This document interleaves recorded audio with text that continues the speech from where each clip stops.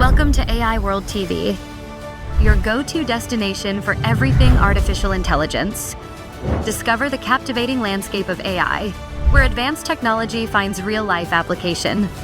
Subscribe to AI World TV for webzine articles, reports, podcasts, videos, live events, and latest trends. Hear from top industry leaders and discover how AI is transforming industries and our daily lives. Welcome back to the Deep Dive. Today we are taking a leap forward, looking at the year 2026. This is the timeline when the boundaries of computation are, well, expected to be fundamentally redefined by one explosive force: the convergence of quantum computing and artificial intelligence. It's an intersection that promises exponential change, and it's no longer just confined to academic theory.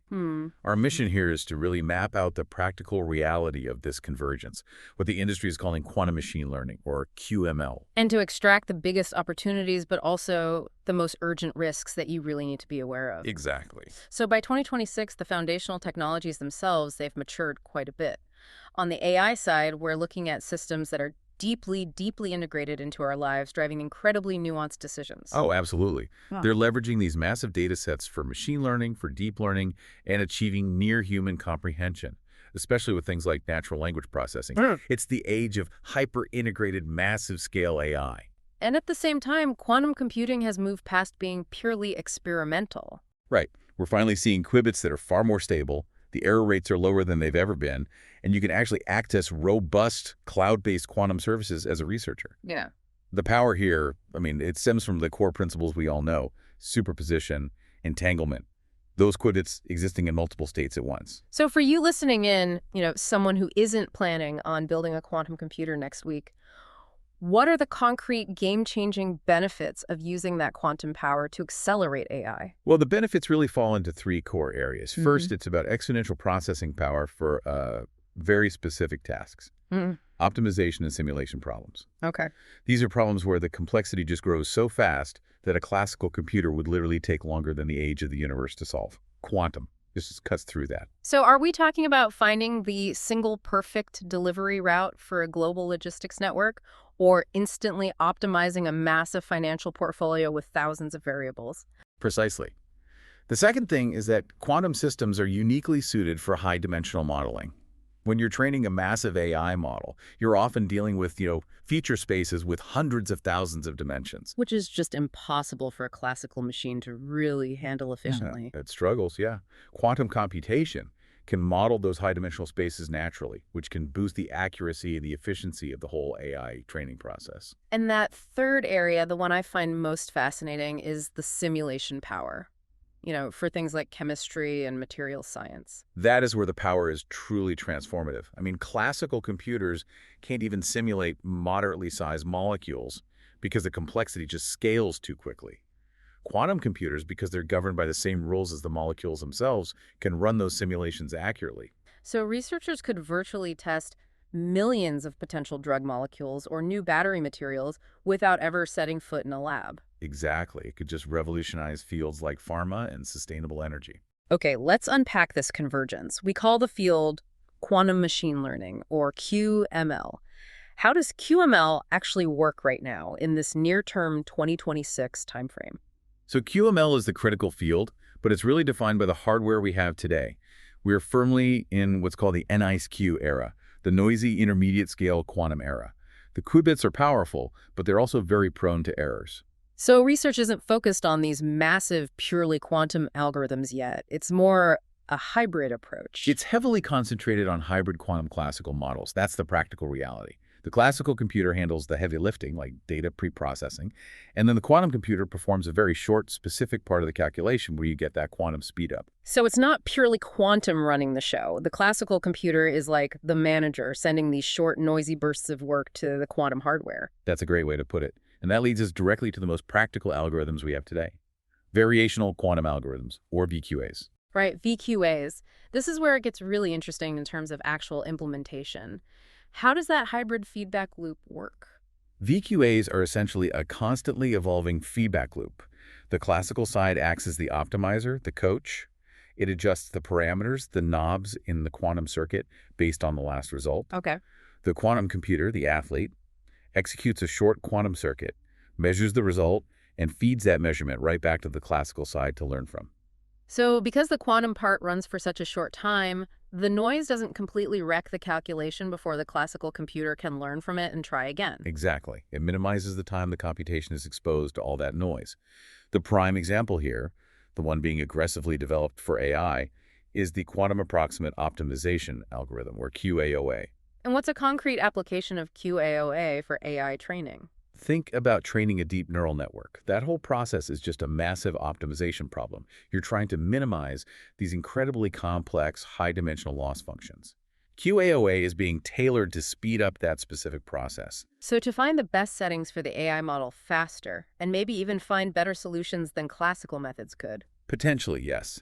Now, beyond optimization, we're also seeing quantum being used to fundamentally change how data is processed through concepts like quantum kernels. This sounds like a different approach. What's going on there? It is. Algorithms like the Quantum Support Vector Machine, or QSVM, don't just speed up the classical algorithm, they use the quantum hardware to fundamentally change the data itself. How? What's the quantum magic involved? They use what's called quantum feature mapping. They take classical data, say a list of financial transactions, and use techniques like amplitude or angle encoding to transform that data into a massive high-dimensional quantum state. So you're basically projecting the data into a new space that's, well, it's geometrically inaccessible to classical models. You've got it. The payoff is that you gain a new, higher-dimensional perspective on the data.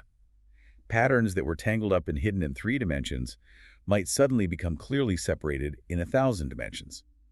It helps find subtle patterns classical systems just can't see. It's a completely different way of looking at the problem. A different way, exactly. And of course, researchers are also exploring full quantum neural networks, or QNNs, but there are some major hurdles there. Right, I've heard about this, the famous barren plateau issue. That sounds like a big roadblock. It is a critical theoretical challenge. The barren plateau problem, well, it means that as you add more qubits to make your quantum circuit bigger, the gradients you need to train the network, they just tend to vanish exponentially. And if the gradients vanish, what does that mean practically? It means the network can't learn. The feedback the classical computer needs becomes flat. You are listening to the AI World Podcast, your trusted source for the latest innovations, insights, and trends in artificial intelligence, blockchain, fintech, and decentralized technologies. Each episode features expert interviews, engaging discussions, and in-depth analysis of how AI transforms industries worldwide. Stay ahead of the curve with the latest articles and exclusive reports from the AI World Journal, covering everything from emerging technologies to industry breakthroughs. For more news, global events, and access to AI World Society circle gatherings, visit us at aiworld.tv. Don't forget to subscribe to stay informed, stay connected, and be part of the AI revolution with AI World Lounge.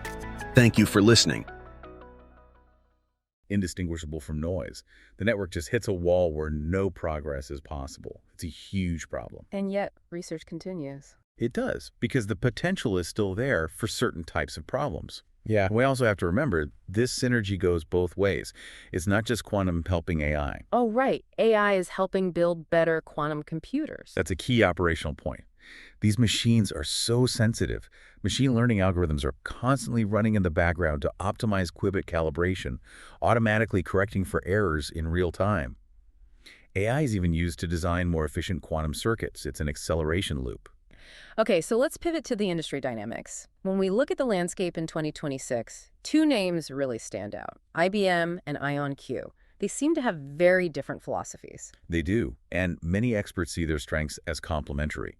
The difference really comes down to their technology and their market approach. Right. IBM is, the established massive tech corporation. Right. Their technology relies on superconducting qubits, which are circuit-based and have to be kept incredibly cold. And their vision isn't just about building one magic box, is it? No, not at all. Their long-term vision is what they call quantum-centric supercomputing. They're focused on integrating quantum processing units, QPUs, directly alongside traditional CPUs and GPUs within their huge cloud and software stack. IBM brings the scale, the software, the integration. So they're trying to make quantum acceleration a seamless part of the existing enterprise workflow. Absolutely. Now contrast that with IonQ. IonQ is a pure-play quantum startup. almost entirely focused on hardware innovation. They use a completely different technology, trapped ion qubits. Trapped ions, so their qubits are actual atoms held in place with lasers. That's right, individual atoms suspended by magnetic fields. And the advantage there is that trapped ions generally offer higher fidelity and lower error rates. Because they're individual atoms, they're better isolated from external noise. So less decoherence. Much less. Yeah. So while IBM focuses on the scale and integration of many qubits, IonQ is obsessed with pushing the fundamental hardware performance, the quality and reliability of each individual qubit interaction.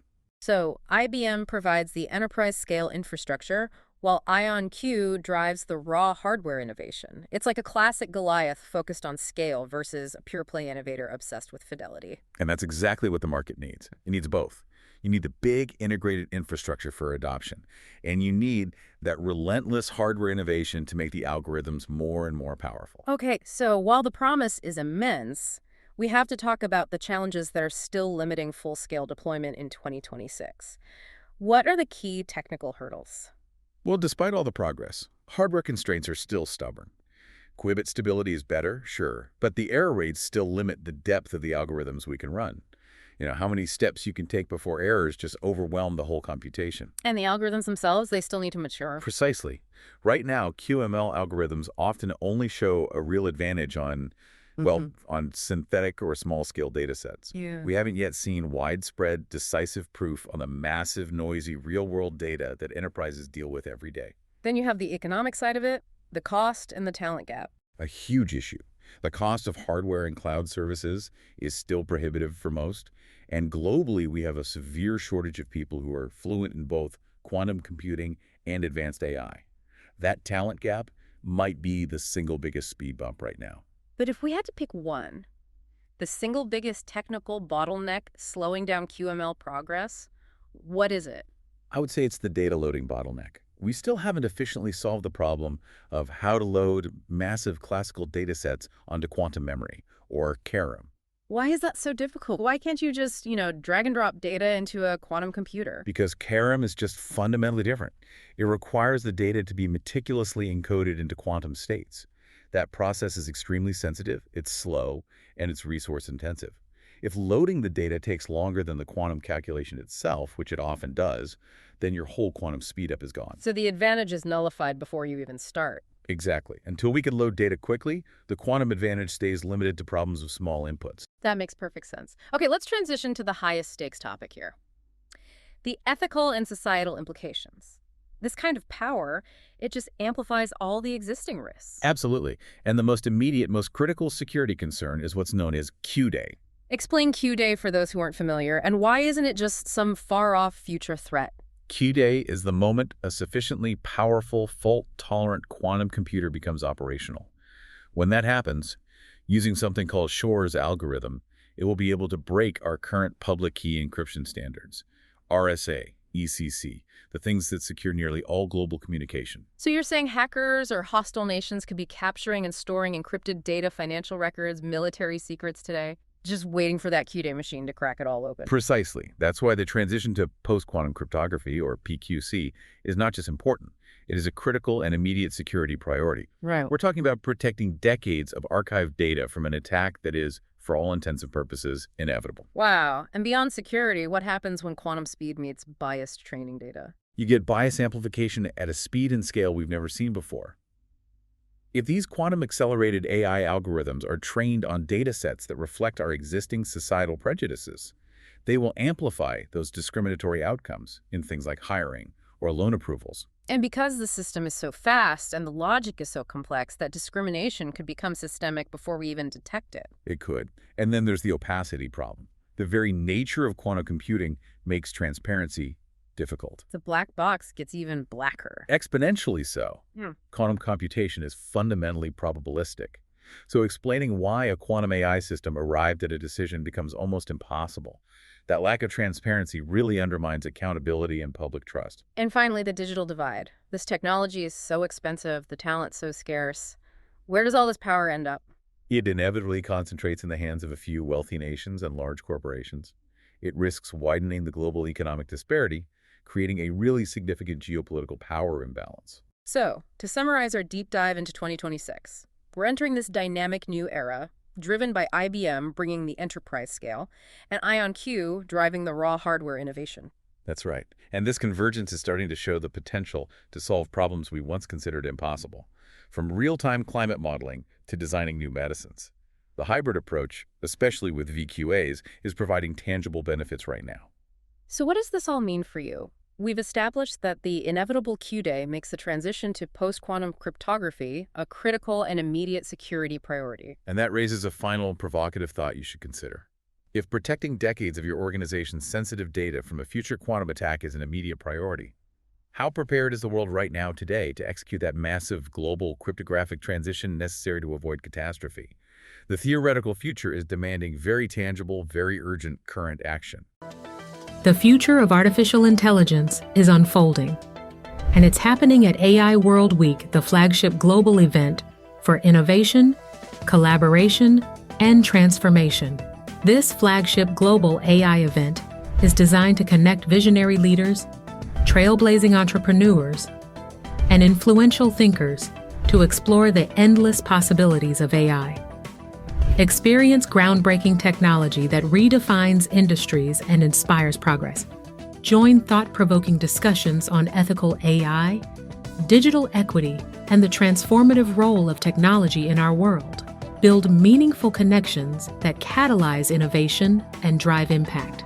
AI World Week is powered by AI World Society, a global movement dedicated to advancing AI responsibly and ensuring it serves humanity. Together, we're shaping a smarter, more inclusive, and equitable future. Continue your journey beyond the event with the AI World Journal, offering expert insights, in-depth analysis, and the latest trends shaping the AI landscape. This is your opportunity to lead, to innovate, and to transform the world with AI. AI World Week. We invite you to join us and embrace the AI revolution.